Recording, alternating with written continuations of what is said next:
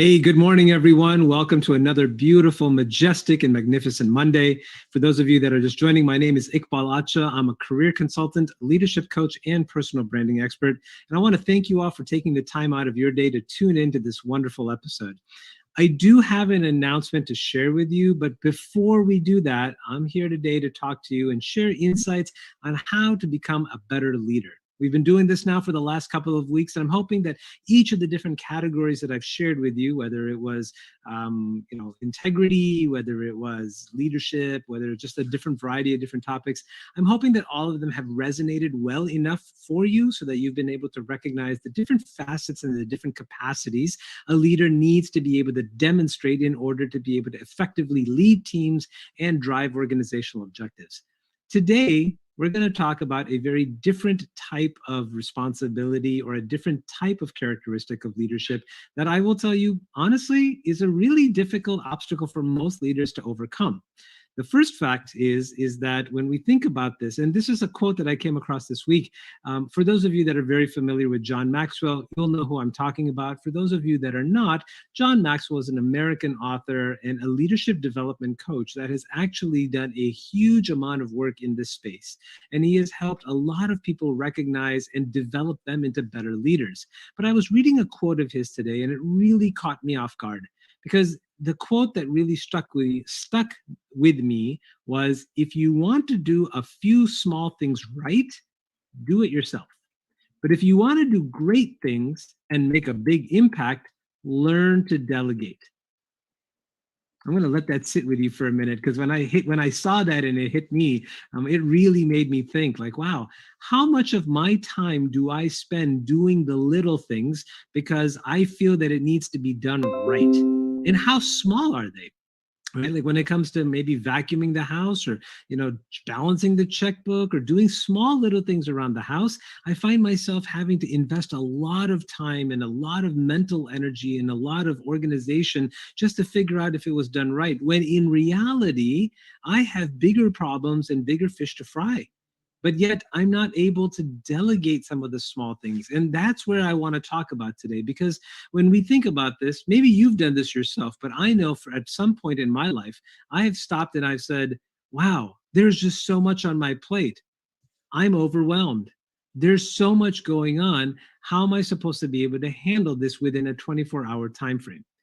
And the reality of it is, you yourself as an individual and as a leader should not. You should not be doing everything by yourself, and you should not be focused on trying to fix or solve for everything that comes across your desk.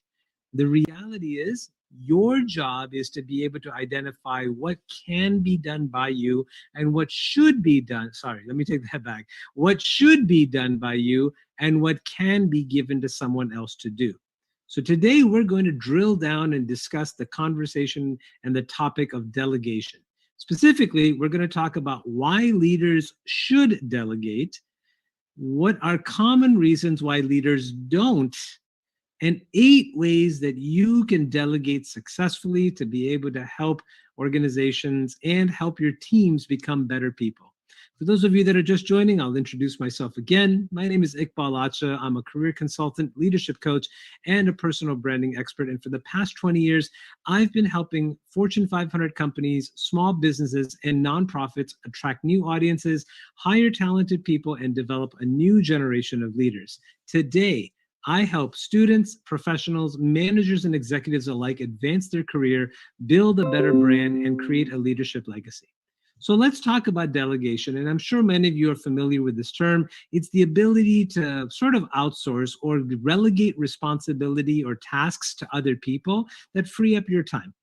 And you would think that this is probably a no-brainer, that especially if you're a parent, right? Like as you have been raising your children, maybe when they're 8 or 9 or 10, you start giving them little things to do. Like, hey, will you go put this away for me? I need you to vacuum your room. Help me put away the dishes. You're teaching people how to be able to take small administrative or clerical tasks and letting them become better at it, so that way you can completely let them handle those responsibilities. Well, as a leader, whether it's for your family, for your department, your organization, or your community, leaders need to be able to delegate as well. well. In fact, good leaders delegate often. And there's reasons why leaders should do that. The first is that as a leader, when you delegate, you actually maximize your resources. You actually are, as you know, you only have 24 hours in a day. You only have so much mental energy that you can invest into issues and into challenges and problem solving. And so when you give away some of the tasks that are on your desk or on your list of laundry list things to do, you're able to get back some of that time. You're able to actually get more focus and focus on the things that you need to be able to do, which is why you're in a leadership role. Number two, when you delegate, you ensure that you're able to focus on higher priorities, right? This is critical because as the leader of your family, organization, community, department, you're in a position where you're able to see things and gather data that most people don't have visibility to. And because of that, you're expected to be able to move your family unit, community, department further ahead and faster because you see things better. You can't do that when your hands are tied because you're having to type up a report or you're having to create a PowerPoint or you're having to, work through some administrative or clerical things or basically redundant tasks. So focusing on your higher priorities is something that comes as a benefit of delegation. Number three, as a leader, you have subordinates, you have direct reports, and it's critical that as a leader, you develop them for their next role, or at least you develop them so that they gain new skills and business acumen or acumen as a skill set by giving them things to do. By delegating responsibility, you're actually empowering them to be able to gain those skills, gain those insights, and have firsthand knowledge of how to be able to manage these tasks. Finally, the fourth thing that I would say is a reason why leaders should delegate is because it creates a culture of trust and respect. Right? When you hold things close to your chest, doesn't matter how small it is, doesn't matter how enormous it is, the longer you keep things close to your chest and you refuse to share it with other people, there's a sense of insecurity that you demonstrate, but it's also a lack of trust that you exude amongst your team. People won't trust you because they don't know what it is that you're hiding. Even though you may not necessarily be hiding, your consistent desire to maintain control on an issue is a cause for dissociation. And so therefore I would say that leaders, especially leaders that have a small intimate teams, even large teams, you should be able to give away more of the responsibilities and delegate responsibility to people that are within your circle of trust or on your team in order to give them a chance to be able to prove themselves, gain new skills, and get back time, money, resources, whatever the case may be. Now, of course, in the world of COVID, which is what we've been living in for the last year, the corporate slang has always been do more with less. Well, COVID-19 did nothing but accelerate that 100-fold. So now you're doing a lot more with a lot less. By delegating responsibility, organizations have been able to clear their minds and look at this problem of how they're going to ride through the pandemic, solve for issues, and maintain a customer and an employee relationship base as they try to be able to adapt to a changing world. This is not possible if all you're doing is consistently writing reports and answering emails. Those are things that have been delegated. Now, we've talked about the reasons why leaders should delegate, but let's talk about the reasons why leaders don't delegate. And this may be you, this was me at one point in time, but I would tell you that, it's really critical to recognize that most people are really good at excuses. They'll come up with things and they'll say, oh, I can't do that. I can't give away this. So these are the things that I have heard often and regularly that really infuriate me. And these are things that I encourage my clients to be mindful of if and when they say it. The first is, well, I can't delegate. That's just giving the work to somebody else. What that is that it's a sign that you have way too much control and you maintain a level of quality that you believe cannot be shared or matched by anyone else. It's arrogance. And the fact of the matter is that if you maintain that, you're never going to be able to actually learn how to replace yourself when you get promoted. Passing off the work to someone is a bad excuse. What you're really saying is, I'm too important to ever be let go. And you're also blocking yourself from potential opportunities for career advancement or business growth. Number two, which is a myth and a misconception, they're nervous about letting go because they honestly believe that number one, they're too valuable to the organization because I don't want to replace myself. If I let go, what's going to happen to me? It's a very selfish approach. It takes a tremendous amount of confidence and perspective, even in the healthiest environments, to recognize that by delegating responsibilities, projects, and tasks, that you are a leader worthy of the position today and worthy of a higher position tomorrow. It's also a great way to remind yourself that your team literally wants to do good work and they want to be successful as badly as you do. Because if your employees succeed, guess what? You succeed as well. And the reality of it is, most people will never let you down if they understand that your destiny is in their hands, just like it is in reverse. So those are two myths and misconceptions. I've got two more. Number three, they think that they can do it better, right? If you're a leader that feels that you can do it better than your team, I'm sorry to say that that's not true, because this is a jaded perspective that you created for yourself, and it's impacting your ability to lead. Most leaders have this idea of a self-enhancement effect. And what that means is that as a leader, you tend to evaluate a work or a product more highly if you're involved, right? If you say, well, I'm not doing everything, but hey, I get to, I have my finger on the pulse. I'm jumping in every meeting. I'm looking at things. I'm asking questions. And therefore, the project is going to be better than if I wasn't there. The other side of that coin, or a similar side of that coin, is faith in supervisory effects. Maybe you're not the person that's literally having a finger on the pulse or that you're involved, right? But you tend to see things in a jaded perspective. So if you have faith in supervision, and as a leader, this is your perspective, you're saying, if I wasn't involved at all, the work is probably not going to be as good.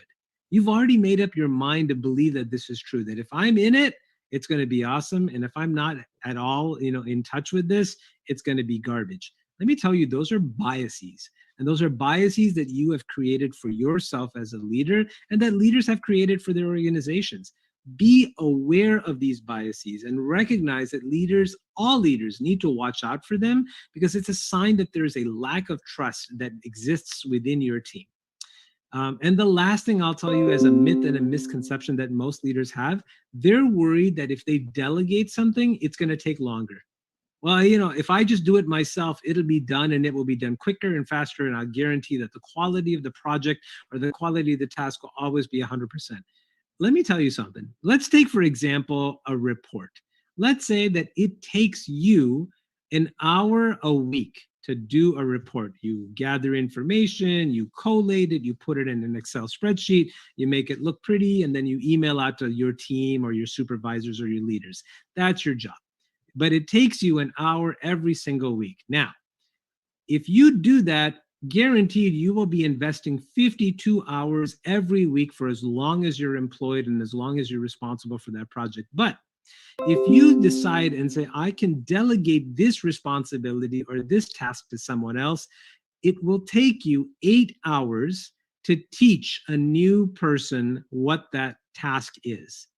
8 hours to teach that person. And fine, you know what? Maybe they didn't get it the first time. So you schedule a follow-up meeting and you invest another 2 hours just to do some troubleshooting and just to make sure that the project or the product that they're creating is good enough or meets your standards. That is a 10-hour investment over 1 or 2 weeks. But after that, you are going to start seeing your returns within a 10-week time frame. And after that, after those 10 weeks, you will be getting back an hour every single week for as long as you are working at that company. That means another 52 hours of time have just been returned to you. So when you say to yourself, or when leaders say, well, I'm just delegating and that's a bad idea because it's just going to take longer. Yes, there is investment of time that's required up front. But once that investment is done, that investment starts to pay dividends. You start to see your ROI happen after that 10-week mark. And that's what I tell my clients. Don't look and don't create excuses, which is why you are struggling. You're trying to be, you're overwhelmed with the responsibilities and tasks at hand. You need to be strategically focused and give away things and trust people so that they can do it. Now, maybe you're somebody in that role. Maybe you're an individual as a leader that you're saying, wow, Iqbal, that makes sense. Everything that you've said sounds good, but I don't know how to set this up. Like, I want to trust my team. I want to be able to let them do that, but how do I do it right? Well, I've got 8 steps that's going to teach you how to delegate successfully, and that will help actually create a circle of trust. So the first thing is, number one, pick the right person. Picking the right person doesn't mean always the person who can do it.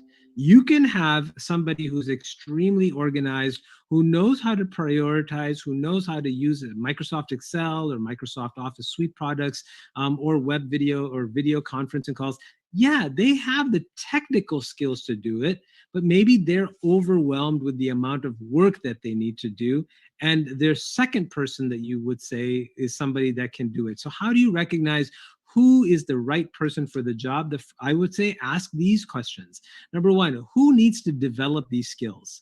Maybe somebody's not good at Microsoft Excel. Maybe they stink at it. But you know what? This is an opportunity for them to gain those skills and nurture and cultivate that skill set. Who has the bandwidth?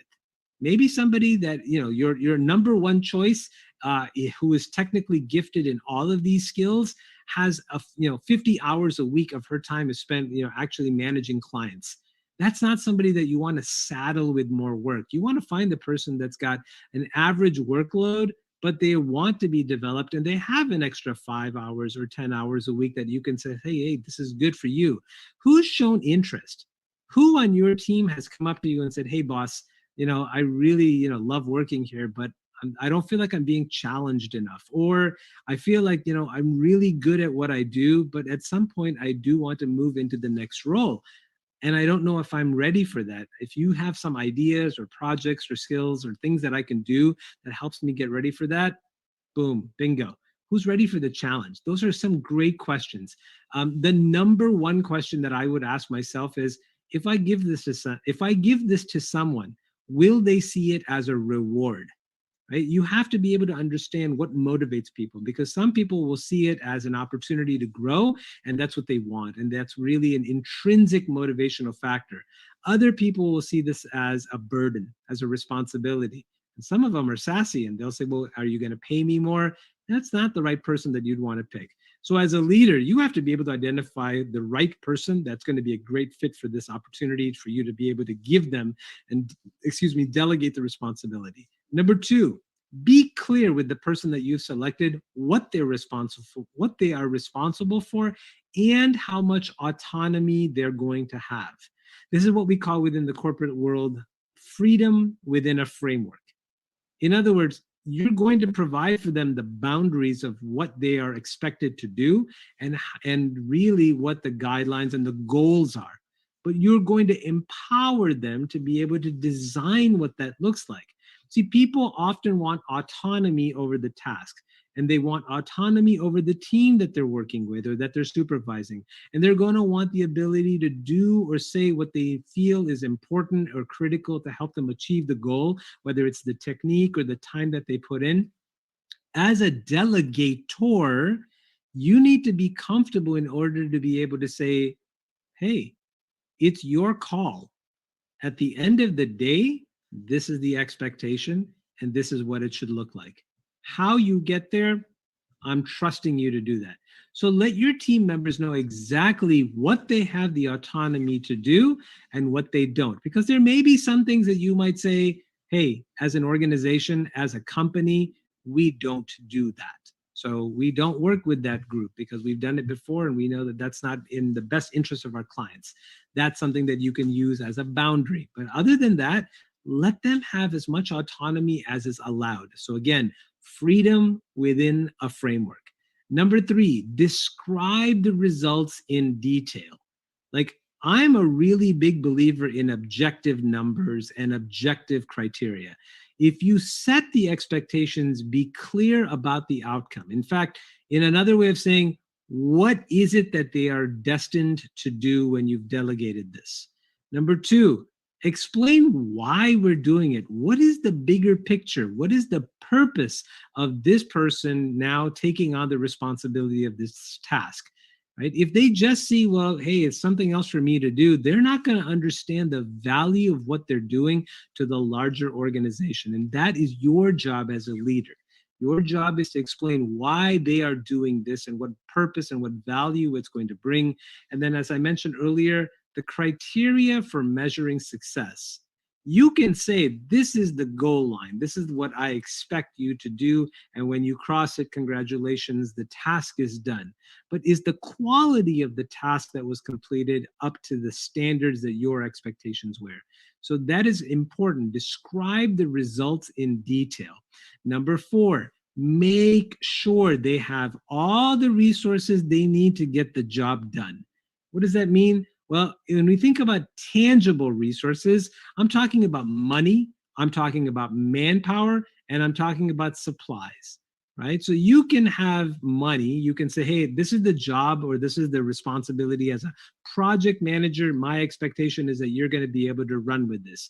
And some of that is going to require a financial investment, because you can't expect that person to be able to fulfill the responsibility you've given them if they need to spend money on marketing, on advertising, on scheduling, on tools, and they need to have the money for that. So you need to make sure that you've allocated that for them. It's not something that they should consistently keep coming back to you and asking for. It's something that you should be able to strategically plan for in advance. Supplies. What are the tools that they're using? Are they using Monday.com as an online platform for the project team members to share ideas and to be able to have visibility? Is it Microsoft Office Suite products? Is it Zoom? What are the things that they need in order to be able to get the job done? And then manpower. Who is going to be on the team? How many people can you get and allocate their time to be committed to this project? These are things that the person that you're giving to should have access to. That's the tangible side. Let's talk about the intangibles, things that you can't put your finger on. So what are things that are considered resources for the person you're delegating responsibility to? It's time, right? Because they already have other things that they need to do as part of their job, and now you're adding something else. So don't overburden them. Says, hey, I'm giving you this as a new responsibility, but I'm cutting off a meeting that we originally would have had scheduled, so you have an additional 30 minutes to focus on this. That's a blessing. That's a great way to do it. A private space, right? Sometimes you will find that working on a confidential project or a task or responsibility, it's a little risky for them to sitting in a cubicle surrounded by 8 other peers that typically stop in or follow up. Or in a virtual world, sometimes a private space means having a secure server or having, just a SharePoint that's very confidential, right? Giving them the space that they need, readjusting priorities. Sometimes, they're on a lot of meetings, and maybe pulling back from other meetings is another way to do that. So you providing for them, removing obstacles, providing them the resources that they need will be critical in that space. Now, here's something that's a fascinating fact, and this is number 5, establishing checkpoints, milestones, and junctures for feedback. Right. So I've seen leaders that will say, hey, Bob, come into my office. You seem like somebody that, is at a good point in their career where I can start to trust them to take on bigger tasks. Here is a task. This is what I expect you to do. Here's your resources. Goodbye. Bad way. Bad, right? Because now what you've done is said, here's the start. I don't want to see you until you cross the finish line. That is a poor form of leadership, because you're not developing your team. You're setting them up to fail. What you need to do is be able to say, hey, every week we're going to have a touch base, or every 2 weeks. I want you to provide me an update in terms of the progress that you have made on this task or the responsibility, or I want to see the finished project so that way we can see how things are going. If it's a report, before you send it out, I want to see what you've done so I can overlook it once and then give you the green light. And now you'll just consistently add me to that. So that way I know that it's going out as a quality product. If it's a long-term project, even a short-term project, you should have established checkpoints to be able to say, great, I need to know what you've done so far. I need to know what successes you can say that you've already gotten under your belt, what challenges you're facing and how I can help you with them. How is your team? Do you need some guidance, support? And then here's what I think that you're doing well. Here's where I'm a little concerned about. So that way we're both on the same page in terms of how things are moving forward. It eliminates micromanagement, because if you have an established checkpoint, you're only checking in once a week or once every 2 weeks instead of every single day. Bob, where are things at? Oh, why did you write it like that? No, don't do that. Just have a once a week touch base. And it also prevents oversight failure. It means if you don't have an established checkpoint, you're just assuming that things are great. And then 3 months later, when your business partners, your customers, your clients are complaining, all of a sudden now you're in panic mode. So establishing checkpoints are really critical. Milestones as well. Number 6, encourage your team to be creative and accomplish their goals, right?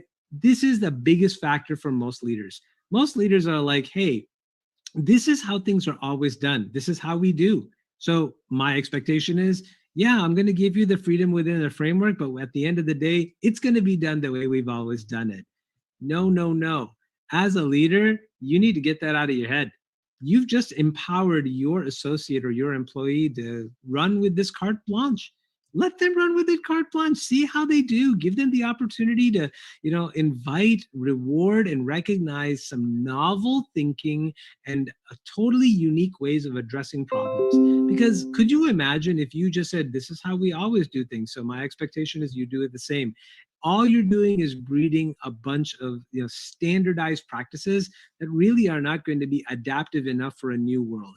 You need to let them see things differently, provide new insights, and says, wow, we've never done that before. That's brilliant. Let's try it here. Let's try that there. Now, all of a sudden, you're creating new best practices that can be shared across different departments and breaking down silos. So always remember to encourage your team to think outside the box and recognize and reward them. I cannot stress that enough.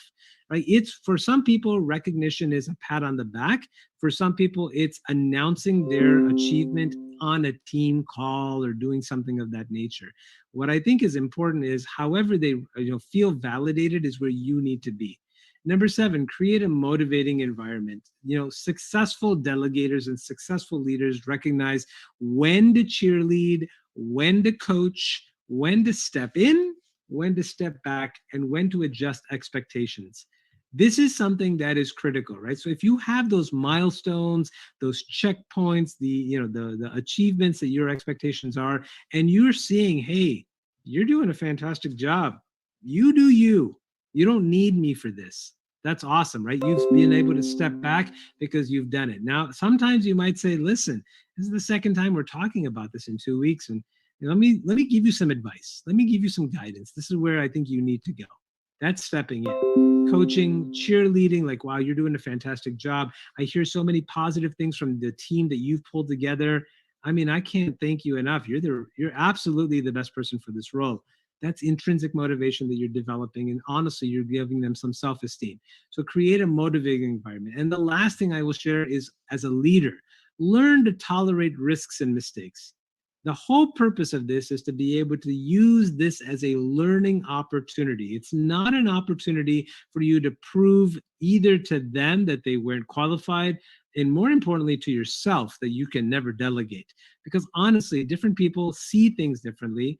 And as a leader, you need to be very comfortable with the idea that mistakes are going to happen. But that is how people learn. They have to have their fingers involved. They have to have firsthand knowledge and firsthand experience of how things are going. But then more importantly, when they fail, what did they learn from it? How do they adjust during the failure? And what are some boundaries or walls that they're going to put up in order to prevent that failure from happening again? Again, as a leader, this is what we are responsible for. We are here to help our teams become better, learn in the processes that they make, and really get a solid team designed in this space. As always, I hope that you have found all of these ideas and insights to help you with your personal and professional journey. And as always, if you'd want to learn more or if you have any questions, or you just want to connect with me, you can find me on LinkedIn, Twitter, and Instagram. Now, I mentioned earlier, I do have an announcement to share with you, and this is an opportunity for me to do that. Today is going to be my last episode on the Diamond Factor Excellence Show. There's so many great things that I've learned in this process. And again, I always hope that you found value in the things that I've shared with you. But as things progress, I certainly want you to recognize that this show is designed with you in mind. Barbara, Barry, Madeline, Brandi, and all the other people that have been on the show bring their expertise in order to help you get the most out of the show. And I always will have the greatest spot, softest spot in my heart for having been a part of this history-making event. Again, I hope that you do follow me, but I hope that you follow my colleagues as well. So again, follow Barbara, follow Barry and Brandi and Madeline. They will continue to pour into you so that you become the best self possible. It's been an honor and a privilege to have been an expert on this show. I thank you again for your engagement, and I'll always remind you that as a leadership development coach and a career consultant and a personal branding expert, always be polite, be professional, and be persistent. Thank you again. Good luck and take care.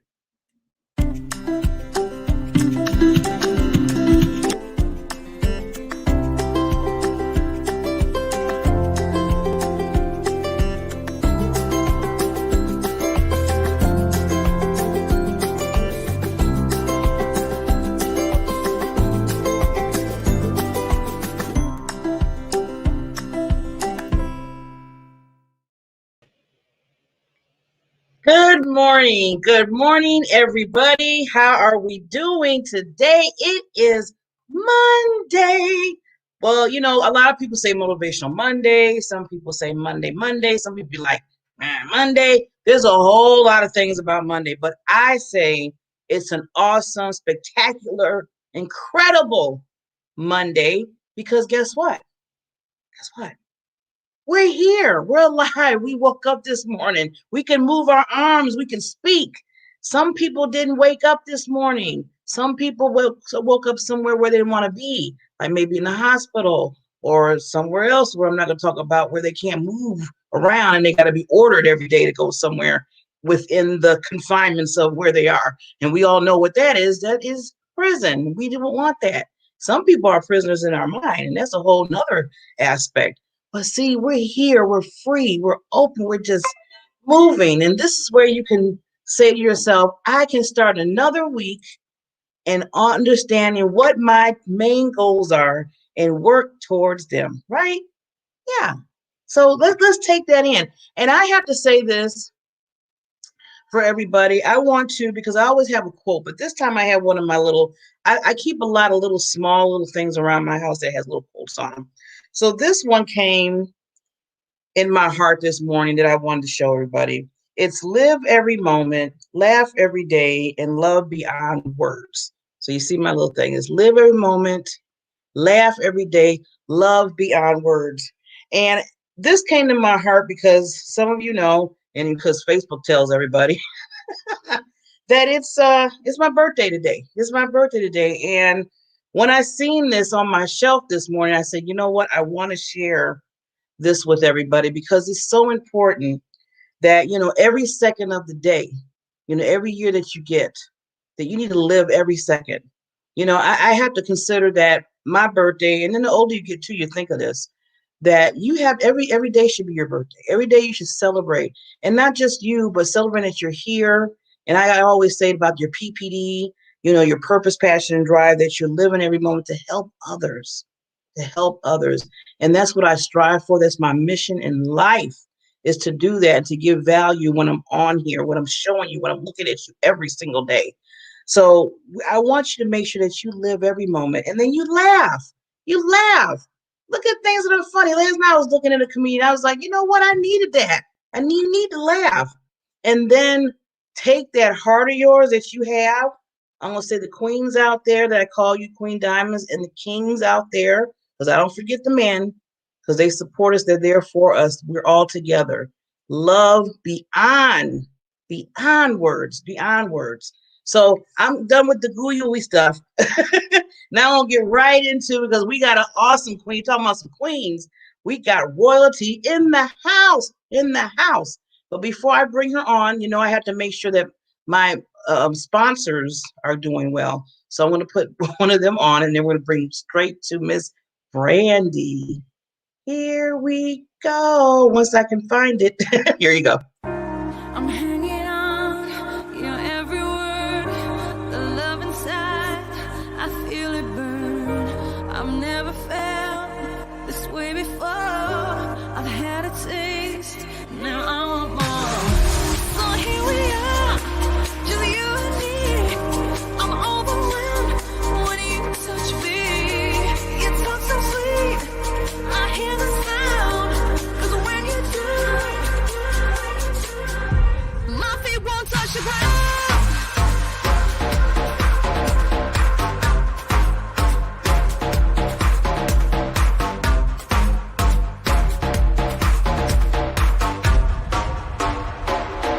My feet won't touch the ground.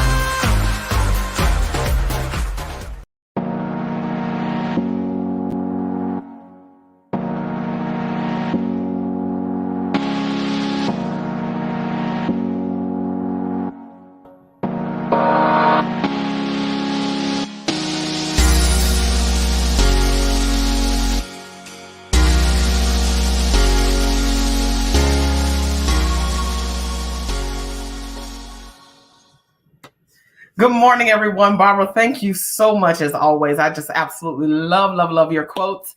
And I am a lover of quotes as well. But today I want to talk about something that has been very near and dear to me, which is change. A couple weeks ago, we were here and I was talking about the discomfort in change. And today I want to talk about the capacity for change. And we cannot talk about capacity without talking about volume. And as we get started, I want to kind of give some definition to capacity. I think a lot of times we get so familiar with terminology that we forget the definition, the defining point of words that we use or words that we think about and use in our everyday language. So capacity means the amount something can contain and the amount something can produce. I think that it's safe for us to say again that change has happened every day around us, in the world around us. And I was just thinking the other day, how much has happened in 1 year? There's been so many things. I'm a person who loves anniversary dates. I love what anniversary dates and dates mean, like your birthday, Barbara, for you. And I was looking at the calendar and I came up on a significant date in my life. And I went, wow, I can't believe how many things have changed and the significant amount of change, whether that be good or bad, have happened in the last 12 months. I think between 2020 and 2021 has been the largest change that I've experienced in my life at one time, in one season of my life altogether. And I think it's good. It produced a lot. It challenged me a lot. And it also challenged the way I think a lot. And I want to just share this thought with you as I was thinking about what to share regarding the capacity for change.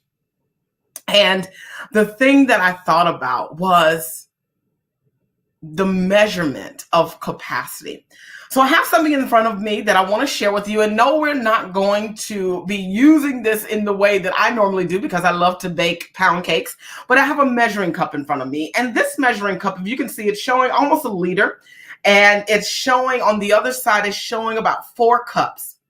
And on the other side of me, in front of me rather, I have some glasses. I'm going to show this in demonstration. And this glass that I have can hold about 1.5 cups. The next glass that I have can hold 2 cups. And this glass can handle just about above two cups. And I'm going to pour some water. So as I said, this glass, and we're not going to drink wine today, it's too early for wine, but this glass can hold about 1.5 cups of water. So I'm going to pour it in. And this is kind of what we are. You know, life happens, we pour things into it, things are being poured into us, and then we reach our full. We sit kind of comfortably in life and we just say, you know what, I got everything down, whether you started a new job or whether you are married and you're beyond newlywed stage now and you have gotten into a rhythm, or maybe you have gotten into a career path that is very comfortable for you.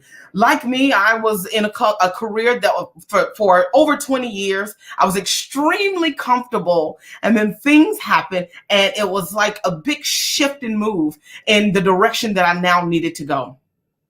And what happens is when change happens, this glass, which holds 1.5 cups, we shift and move and we go somewhere else, and the container changes, and we pour that in here.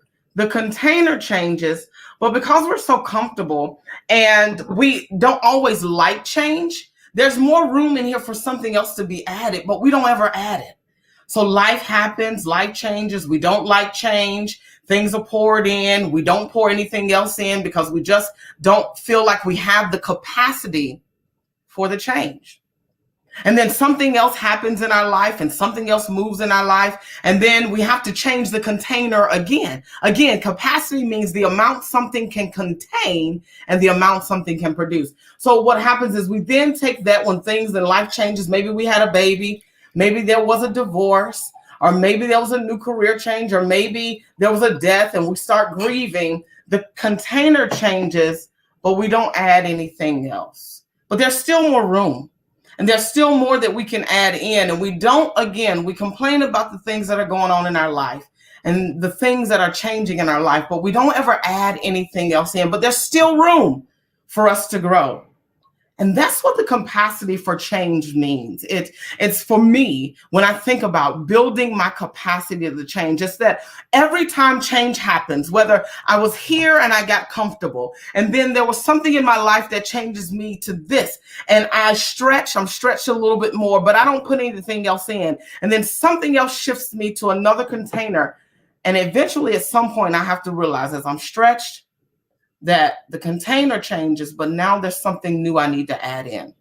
There's something more that I need to pour in. George Bernard Shaw said it this way: progress is impossible without change. And those who cannot change their minds cannot change anything. We have to change the way we look at the things that happen in our lives. We have to change the way we respond to the way that things change in our lives. We have to change our ability and our capacity for the change that happens in our lives. Just like this container here, we have to begin to see change as an opportunity for us to gain more volume. As we pour more things in and things happen, things change, volume has to change. Our volume is the amount of space that a substance or object occupies, or that is enclosed with a container, especially when great. I want to let you know that you are great, that you have more volume in you. You have a great capacity within you for change. Change shouldn't be scary. It shouldn't be one of those things where we're like, oh my God, I don't want this to change. I don't want that to change. Because change develops us. It causes a greater capacity within us to see exactly what has been engrafted in us to come out, because what's in you is great. I also think about how the capacity, volume also means volumes in a series. And I may not look like I know this, but back in the day, way back in the day before there was the wonderful world of the World Wide Web and Facebook, Wikipedia, and all these other great resources that we have at our hands, there was an Encyclopedia Britannica. And there were multi-volumes of that. And as a little girl, my mom had a bookshelf filled with them. And every now and then I'd go to that Encyclopedia Britannica and I'd go and look up various things for projects and research projects and projects in grammar school that we had to do. And my mother was not the kind of woman that when we asked her a question, she would just give us the answer to shoo us away. She said, go find it for yourself. And she taught us how to do that. And I think about the volumes, the books, the volumes, that the information that the Encyclopedia Britannica volumes held. And the information and the way that it causes us to grow when we read that information is the same way that we grow with change. As we change the volume of who we are, what we can hold, the capacity of who we are, the ability to be greater and greater as seasons change, as things in our life changes, as relationships change, as jobs change, as the way we think changes, we become a greater volume of who we are. We become a greater container of what we can hold, the ability to hold more and to withstand more. And I want to say that when things happen that causes us to shift our vision, to shift our mindset, to shift our goals, we have to grow our capacity, the way we think. And I agree with George Bernard Shaw that progress within us personally, professionally, is impossible without changing first our mind. The least we can do is change the way we think. The least we can do is change the way we view something. And the least we can do is evaluate and change our capacity for what's happening beyond us, around us, and in and through us. I want you to consider that today, that whatever you're facing, whether you're starting a new job today, whether you're entering into a new relationship, whether you're ending a relationship, or whether you are stepping out and branching out and being an entrepreneur and walking away from what you consider to be stable income and benefits and all those things, whatever it is, know that you have great capacity in you. And just as the definition says, of volume and capacity, the amount of space that you occupy in the world, everything that's enclosed in you is especially bigger and greater when you're already great. Know that you're great today. Know that you can do it. Know that you have the capacity within you. Change the way you think. Change the way you see it. And live your best life, and know that you can do the least thing is change your mind and how you see it. I'm going to turn it back over to you, Barbara. Thank you so much. I love you all, and I look forward to seeing you next time.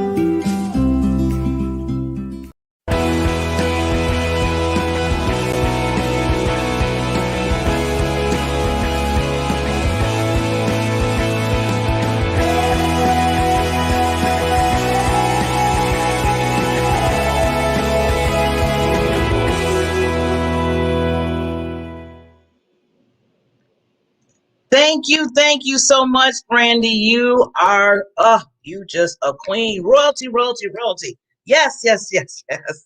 So everybody, wow, this seemed like this hour went by kind of quick.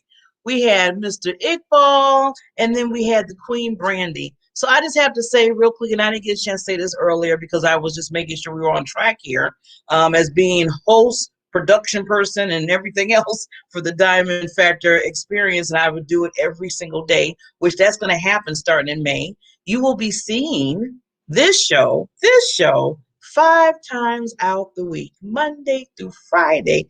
Yay, yay, yay, yay. Do my little happy dance. Do my happy dance.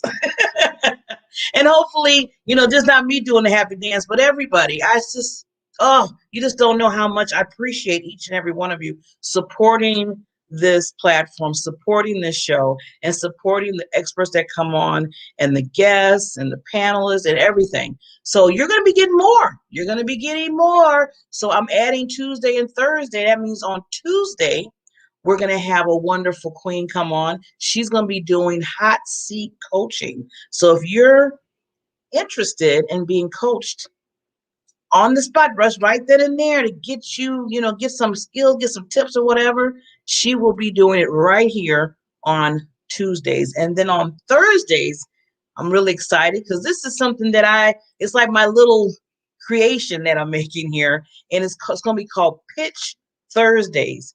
Pitch Thursdays. So every Thursday, starting in May, we're going to either have some experts coming on to talk about how to make sure your pitch, when you're pitching your business to an investor or somebody that you want somebody to invest in your business. And then also we're gonna do a little what they call Shark Tank type of things, where we're going to have people come on. I am looking for investors too, so they can invest in somebody's business, and whoever gets picked, you never know. You might get some money, some, revenue, whatever, to get into your business that can help you flourish. It's all about leveling up. It's all about leveling up. So I'm going to be having what they call, having things beeping all over the place here, what they call like a casting call. So I have a casting call soon of anybody that wants to pitch their business. It can be a business, a startup. It can be a business you're already, doing your business, but you just need some help with, more capital, what have you. Or you just need to come on and just work on your pitch. Either way, it's going to be Pitch Thursday. So contact me, Facebook Messenger. If you know somebody, or if it's you, contact me. I will get you the information, and we can get you going and, help you within your business. You, that entrepreneur out there, that business person, we are here to help you. I told you this is all about motivation, education, and what? Awareness for this show. So with that, I want to leave my quote that I've mentioned before, my little quote that I have on my little thing. Live every moment, laugh every day, and love. I'm talking about love beyond words. Love beyond words. So reach out to somebody today. Make that little text or make that phone call. I'm not going to tell you how to do it because everybody has their way of communication. But all I want to do is ask you just to reach out.